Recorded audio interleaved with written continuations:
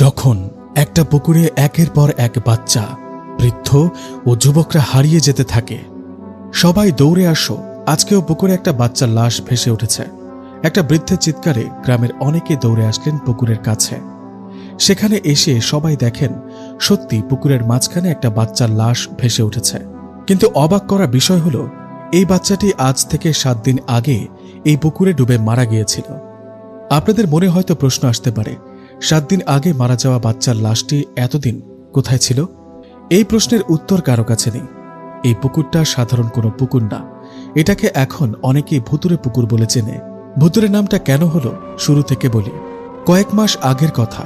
এই পুকুরটা অন্য সব পুকুরের মতো নর্মাল ছিল। সবাই গোসল করত, কাপড় ধুত। একদিন হয় কি, পুকুরে গোসল করতে নামে 2টা 6-7 বছরের বাচ্চা দুটো গোসল করে নামার পর তাদের আর খুঁজে পাওয়া যায় না। দুটো বাচ্চা এভাবে পানিতে ডুবে মারা যাবে, এটা গ্রামের অনেকেই মানতে না পেরে সবাই পুকুরে নেমে পড়ে আর ডুবে ডুবে বাচ্চা দুটোকে খুঁজতে থাকে। অনেক খোঁজাখুঁজির পর যখন তাদের কোনো খোঁজ পাওয়া যায় না, তখন চিন্তা করেন পুকুরে জাল ফেলা হবে। যেই কথা সেই কাজ, কয়েকটা জাল এনে ফেলা হয় পুকুরে। কিন্তু এবারও বাচ্চা দুটোর কোনো খোঁজ পাওয়া যায় না। এমন অবস্থায় সেই বাচ্চা দুটোর পরিবার অনেক ভেঙে পড়ে। সবাই কান্নাকাটি শুরু করে। ফুটফুটে দুটো বাচ্চা এভাবে পুকুরে ডুবে মারা যাবে, বিষয়টা যেন মানাই যাচ্ছে না। ডুবে আর জাল ফেলে যখন বাচ্চা দুটোর কোনো খোঁজ পাওয়া যাচ্ছে না, তখন কয়েকজন মিলে চিন্তা করেন ডুবুরি নিয়ে আসবেন। তো কথা মতো কিছুক্ষণের মধ্যেই 2জন ডুবুরিকে নিয়ে আসা হয়। ডুবুরে সেখানে এসে পুকুরে নেমে পড়ে। এভাবে প্রায় 1 ঘন্টা খোঁজাখুঁজির পর সেই ডুবুরি দুটো জানায়, এই পুকুরে কোনো ছেলে নেই, আমরা পুরো পুকুর খুঁজেছি কিন্তু কোথাও পাইনি। কথাটা বলে ডুবুরি দুজনেই চলে যায়। নিজেরা ডুবে দেখা হলো, জাল ফেলা হলো, এমনকি ডুবুরি নিয়ে এসেও খোঁজা হলো, কিন্তু বাচ্চা দুটো কোথায়? বাচ্চা দুটোকে না পেয়ে গ্রামে নেমে আসে শোকের ছায়া।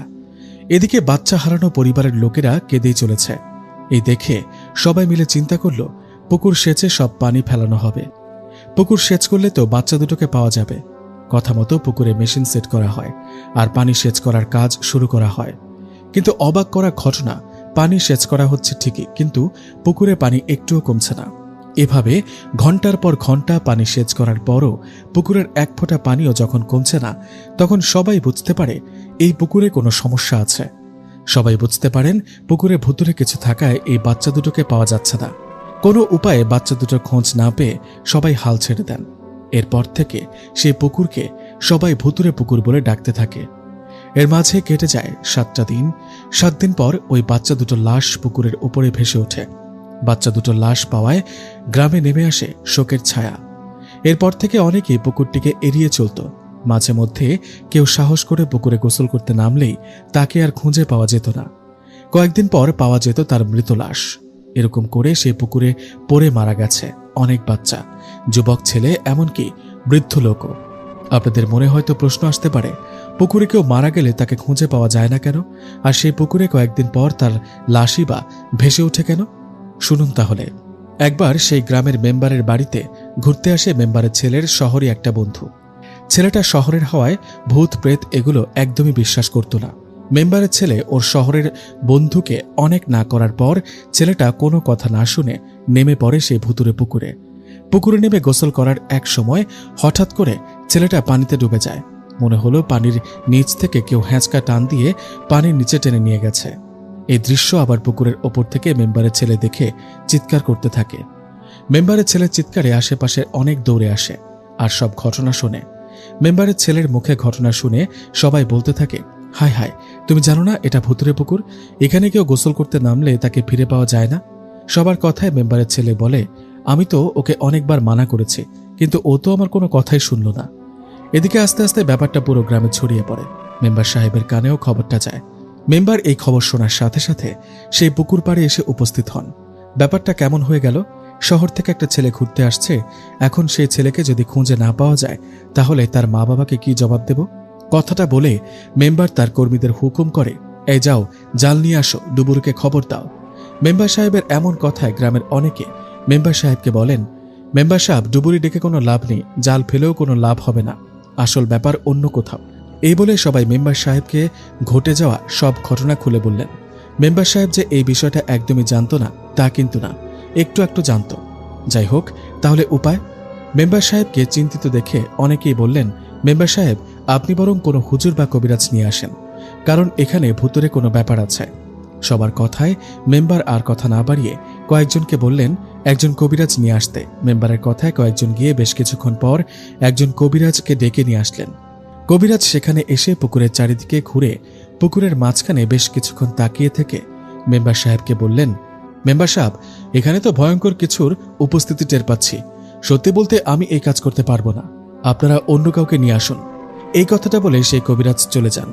কবিরাজ চলে যাবার পর সবাই ভাবতে থাকেন, আসলেই পুকুরে ভয়ঙ্কর ভুতুরে কিছু আছে। কবিরাজ তো চলে গেল, এখন উপায়? এদিকে কবিরাজ চলে যাওয়ায় মেম্বার হতাশ হয়ে বসে রইলেন। মেম্বারের এমন অবস্থা দেখে গ্রামের এক মুরব্বী বললেন, মেম্বার সাহেব, আমার জানা এক হুজুরের খোঁজ আছে। উনি একজন পীর, তিনি খুব ধার্মিক মানুষ। উনি সাধারণত কোথাও যেতে চান না, ওনার বাসা অনেক দূরে। আমার মনে হয় ওনাকে নিয়ে আসতে পারলে সমস্যা সমাধান হবে। লোকটার কথায় মেম্বার চিন্তা করলেন উনি নিজে যাবেন সেই বড় পীর সাহেবকে নিয়ে আসতে। যেই কথা সেই কাজ। মেম্বার কয়েকজনকে সাথে করে নিয়ে রওনা করেন সেই পীর সাহেবের উদ্দেশ্যে। এভাবে কেটে যায় একটা দিন। একদিন পর মেম্বার ওই পীর সাহেবের কাছে গিয়ে ওনাকে সব ঘটনা খুলে অনেক অনুরোধ বিনোরোধ করে গ্রামে নিয়ে আসেন। গ্রামে বড় পীর সাহেব আসছেন, এটা দেখতে গ্রামের সবাই পুকুর পাড়ের চারিদিকে ঘিরে ধরেছে। কি হয়, একটা টান টান উত্তেজনা। যাই হোক, সেই পীর সাহেব পুকুর পাড়ে এসে মেম্বার সাহেবকে বললেন, মেম্বার সাহেব, আমাকে একটা কলাপাতা এনে দেন তো। পীর সাহেবের কথা মতো ওনাকে একটা কলাপাতা এনে দেয়া হয়। কলাপাতা ওনাকে দেওয়ার পর সবাই দেখতে থাকেন হুজুর বিড়বিড় করে কি জানি পড়তে থাকেন, আর গ্লাসের মধ্যে থাকা পানি ওই কলাপাতার উপরে ছিটিয়ে দেন। এভাবে 2-3 মিনিট চলার পর পীর সাহেব মেম্বার সাহেবকে বলেন, মেম্বার সাহেব, আমাকে এই পুকুরে নামতে হবে। আমি সব ঘটনা আপনাদের পরে খুলে বলছি। আপনারা শুধু এটা জেনে রাখুন, গতকাল এই পুকুরে ডুবে যাওয়া ছেলেটি মারা যায়নি, বেঁচে আছে। ছেলেটি বেঁচে আছে কথাটা শুনে সেখানে থাকা শত শত মানুষ সবাই অবাক। একদিন আগে পানিতে ডুবে যাওয়া ছেলেটি বেঁচে থাকে কিভাবে?